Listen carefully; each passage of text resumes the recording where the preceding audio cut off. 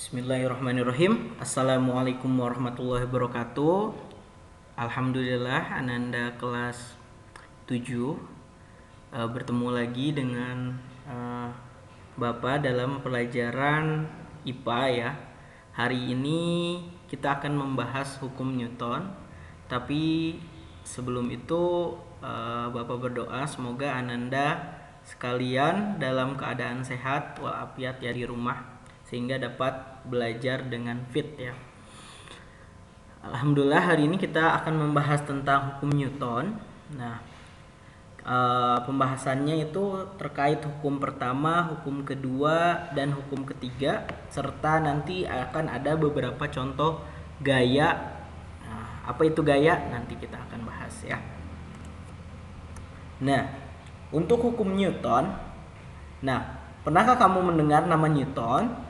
Nah, Newton atau yang terlahir dengan nama panjang Isaac Newton adalah seorang ilmuwan matematika dan fisika. Jadi Isaac Newton ini salah satu ilmuwan fisika, ilmuwan di ilmu IPA yang sangat terkenal ya. Mungkin Ananda sekalian sudah familiar dengan nama tersebut. Nah, jadi Bapak Newton ini telah menemukan beberapa hukum mengenai gerak benda, yaitu hukum Newton. Jadi dahulunya orang bingung kenapa benda itu bergerak, kenapa benda itu diam. Nah, Bapak Newton ini merumuskan hukum kenapa benda itu bergerak, kenapa benda itu diam. Nanti kita akan bahas tentang hukum Newton ini.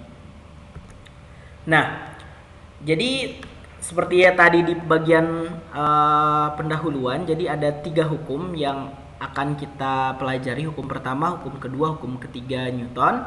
Nah, hukum pertama Newton itu bunyinya, suatu benda akan tetap bergerak lurus beraturan jika resultan gaya yang bekerja pada benda ini sama dengan 0. Jadi hukum ini juga berbunyi suatu benda akan tetap diam jika resultan benda sama dengan 0. Maksudnya adalah misalkan nih, kalau ada mobil tanpa ada gaya gerak listrik di dalam mobil itu oleh bantuan bensin, itu dia akan tetap diam. Nah, selama kita tidak membunyikan menjalankan statornya itu. Atau misalkan kita mendorong meja kalau kita tidak dorong, dia akan tetap diam. Tapi beda halnya jika meja itu kita dorong. Nah, begitupun misalkan kalau kita melemparkan kelereng ke lantai. Nah, kan kenapa kelereng itu bisa diam? Karena ada gaya gesek. Nah, kalau tidak ada gaya gesek, kelereng itu selamanya akan tetap bergerak.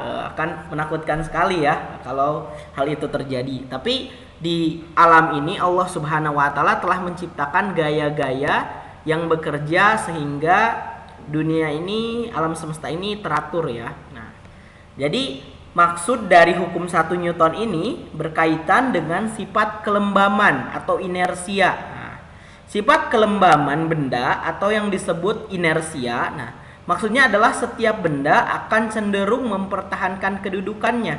Jadi yang tadinya kelereng misalkan kita lemparkan bergerak, sebetulnya dia tuh ingin terus bergerak, akan tetapi karena ada gaya gesek sehingga dia lama-lama akan pelan lalu diam. Begitupun meja yang diam. Nah, meja itu ingin diam gitu kan. Akan tetapi karena kita memberikan gaya, menjadi meja itu bergerak. Jadi kunci dari hukum 1 Newton ini adalah setiap benda akan diam jika tidak diberi gaya.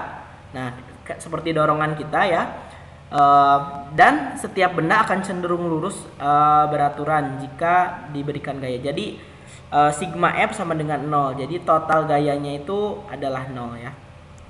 Nah, ini contoh penerapan hukum 1 Newton. Misalkan pada saat kita sedang naik bus. Nah, anggap kita sedang naik bus, tubuh kita pada saat posisi duduk nyaman.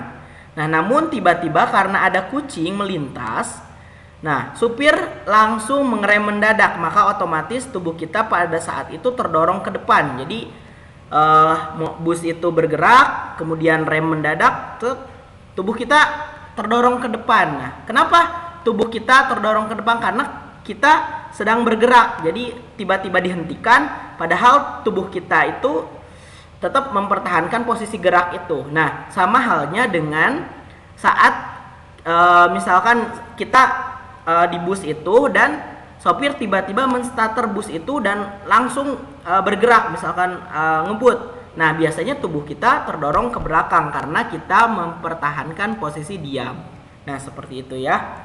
Hukum 1 Newton. Nah, untuk hukum 1 Newton ini ada contoh soal. Di sini ada sebuah benda dengan massa M. Nah, sini diberikan gaya 10 Newton ke arah kiri ya. Nah, kemudian 5 Newton juga ada dorongan ke kiri. Ini ditarik, kemudian ini didorong. Nah, di sini juga ditarik nih 30 Newton. Hitunglah besar resultan gaya yang bekerja. Nah, kita bisa misalkan F1 di sini 30 Newton, misalkan yang arahnya ke kanan ini ya, 30 Newton, kemudian F2 5 Newton, F3 10 Newton, arahnya ke kiri. Nah, resultan gayanya itu berarti F1 dikurangi F2 dikurangi F3. Jadi kenapa dikurang? Karena berlawanan arah. Kalau misalkan semuanya arahnya ke kanan berarti ditambah gitu kan. Nah, jadi yang satu kan ditarik, ada yang satu yang mendorong. Jadi di sini bisa dituliskan 30 Newton dikurangi 5 Newton dikurangi 10 Newton sehingga 15 Newton. Jadi jika ditanya arahnya, maka arahnya 15 Newton ke sini, ke kanan ya. Nah, karena yang paling besar gayanya ke kanan sini ya. Nah, itu resultan gaya. Jadi total gaya yang bekerja pada suatu benda. Nah, kemudian kita lanjut ke hukum 2 Newton. Jadi hukum 2 Newton ini, kalau tadi kan benda yang cenderung diam akan tetap diam gitu kan. Benda yang bergerak akan tetap bergerak jika kita tidak melakukan gaya kepada benda itu kan. Nah, hukum 2 Newton ini khusus untuk benda-benda yang bergerak. Nah, di sini ada percepatan bunyi hukum Newton, percepatan yang ditimbulkan oleh gaya yang bekerja pada benda berbanding lurus dengan besar gaya dan berbanding terbalik dengan massa benda. Jadi hukum ini bisa dituliskan di dalam persamaan matematika sigma F. Sigma F-nya itu gaya, M-nya itu massa, dan A-nya itu percepatan. Massanya satuannya kilogram, percepatan meter per sekon kuadrat. Gaya satuannya Newton atau N. Nah, kemarin kan kita sudah belajar ya bagaimana cara mencari percepatan. Nah, penerapan hukum Newton dalam kehidupan sehari-hari yang kedua berkaitan dengan benda dalam keadaan bergerak, di mana massa benda dan gaya diberikan pada benda akan diperhitungkan seperti ini ya. Nah, kemudian ini contoh penerapannya. Jadi misalkan Ananda punya sebuah mobil mainan, lalu Ananda menarik mobil mainan tersebut. Nah, maka mobil mainan ini akan bergerak ya, dan semakin kuat Ananda menarik mobil itu, maka mobil bergerak semakin cepat. Nah, ini sesuai ya dengan hukum 2 Newton. Jadi semakin besar gaya yang dikerahkan, maka semakin besar pula percepatannya.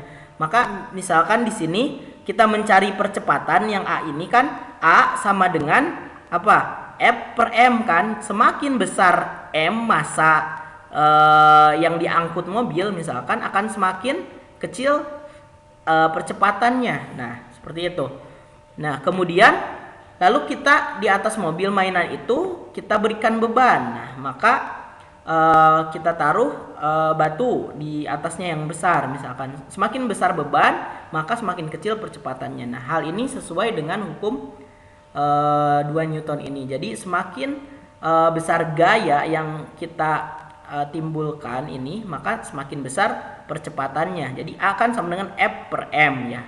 F-nya di atas, M-nya di bawah. Berarti kalau F semakin besar, gaya yang diberikan semakin besar, misalkan mobilnya ditarik semakin cepat, maka atau dengan gaya yang besar, maka si A-nya ini akan semakin besar. Dan jika bebannya M ini yang diberikan semakin besar, maka mobilnya itu, mobil mainannya itu akan semakin lambat ya gerakannya. Nah, kemudian di sini ada contoh soal untuk hukum 2 Newton. Sebuah mobil bermassa 900 kg bertambah kecepatannya secara teratur dari 20 meter per sekon menjadi 80 meter per sekon dalam waktu 20 detik atau 20 second. Hitunglah gaya untuk mempercepat mobil tersebut. Nah, di sini kita ketahui kan massanya 900, P1 itu velocity atau kecepatan 20 meter per sekon, yang kecepatan awalnya, kecepatan keduanya 80 meter per sekon, T-nya 20 second. Nah, karena seperti yang telah kita pelajari dahulu kan, untuk mencari percepatan itu P2 dikurangi P1 dibagi T ya. P2-nya tadi berapa? 80 dikurangi 20 dibagi 20. 80 dikurangi 20, 60. 60 dibagi 20, hasilnya 3 ya, 3 meter per second kuadrat. Nah, kalau percepatan itu kuadrat ya, karena di sini ada second dibagi second jadi second kuadrat. Nah, untuk mencari gaya kan tadi sesuai hukum 2 Newton, F sama dengan M kali A, massa kali percepatan, berarti 900 kg dikali percepatan ini, sehingga hasilnya 2700 Newton. Seperti itu. Nah, kita lanjut ke hukum 3 Newton. Nah, hukum 3 Newton ini bunyinya, apabila sebuah benda mengerjakan gaya atau gaya aksi kepada benda yang lain, benda kedua akan mengerjakan gaya atau gaya reaksi pada benda pertama yang besarnya sama dan arahnya berlawanan. Misalkan di sini ada ilustrasinya, kita memukul meja misalkan. Nah, kita memukul meja dengan keras, kemudian apa yang terjadi? Tangan kita sakit. Nah, kenapa tangan kita sakit? Karena gaya yang kita kerahkan, kekuatan yang kita kerahkan ke meja itu dilawan oleh meja, dipantulkan oleh meja, sehingga bisa dirumuskan persamaan matematikanya, F aksi, gaya yang kita berikan itu sama dengan min F reaksi. Jadi kenapa minus di sini? Karena arahnya berlawanan. Jadi kita pukul meja ke kanan, si meja itu membalikan gaya kita ke kiri, sehingga tangan kita menjadi sakit. Nah, kemudian contoh penerapan hukum 3 Newton yang lain. Misalkan di sini ketika kamu Ananda mendayung perahu. Nah, jika kamu perhatikan, sewaktu kamu menggerakkan dayung ke arah belakang, perahu yang kamu kendarai akan bergerak ke depan. Jadi kita mendayung ke belakang, tapi perahu malahan bergerak ke depan. Nah, ini sesuai dengan F aksi sama dengan F reaksi. Nah, seperti itu. Nah, kemudian setelah kita mengetahui hukum 1, hukum 2, hukum 3 Newton, kita pelajari nih jenis-jenis gaya. Nah, gaya itu ada beberapa. Yang pertama ada gaya sentuh atau gaya kontak. Seperti namanya, gaya sentuh itu ya terjadi karena bersentuhan. Contohnya adalah gaya otot dan gaya tarik pegas. Gaya otot itu misalkan ketika Ananda melempar bola atau menendang bola. Nah, itu kan bersentuhan kan. Nah, kemudian gaya pegas contohnya adalah ketika Ananda mau menulis, misalkan pakai pulpen yang ada pegasnya, ada pernya. Nah, ketika kita mau menulis, kita harus menekan yang atasnya itu kan, tombol atasnya, agar si penanya itu bisa muncul. Nah, itu adalah gaya pegas. Gaya pegas itu ada karena elastisitas benda ya. Nah, kemudian ada gaya tak sentuh. Di sini gaya tak sentuh yaitu tidak, kalau tadi kan gaya sentuh atau gaya kontak itu harus ada sentuhan kepada bendanya sehingga ada gaya yang ditimbulkan. Nah, gaya tak sentuh ini tidak perlu ada sentuhan. Contohnya gaya listrik, kan gaya listrik tidak perlu sentuhan, misalkan lewat kabel. Kemudian gaya magnet, magnet kan tanpa sentuhan bisa menarik besi kan. Nah, gaya gravitasi pun, kenapa apel itu bisa jatuh dari pohon gitu? Kenapa jatuhnya ke bawah? Karena ada gaya tarik gravitasi. Nah, tanpa bersentuhan tapi menimbulkan tarikan atau dorongan ya. Nah, kemudian ada gaya berat di sini, gaya berat dan gaya normal. Nah, gaya berat itu atau disebut dengan gaya gravitasi. Tadi kenapa apel bisa jatuh ke bumi ya? Nah, ada gaya gravitasi. Nah, gaya gravitasi itu gaya berat. Nah, dirumuskan M kali G. M itu massa, G itu gravitasi. Sama seperti gaya ya, F sama dengan M kali A. Nah, A juga gravitasi, cuman G-nya ini adalah percepatan gravitasi. Nah, Terus gaya normal adalah gaya yang bekerja pada benda yang saling bersentuhan. Jadi tanpa terlihat tapi ada gaya yang ditimbulkan. Misalkan di sini nih. Misalkan kita taruh kotak di tanah. Nah, sebetulnya kan ada gaya berat ke bawah. Nah, sebetulnya ada yang menormalkan ke atas ya. Nah, ini gaya normal. Kemudian jika bidang yang disentuhnya itu tidak datar, maka gaya normalnya seperti ini. Misalkan ini di bidang miring, gaya gravitasinya tetap ke bawah dan gaya kontaknya sejajar dengan bidangnya ya. Nah, di sini pun gaya kontaknya sejajar dengan bidangnya. Di sini gaya berat tetap arahnya ke bawah ya. Nah, kemudian ada contoh soal tentang gaya berat di sini.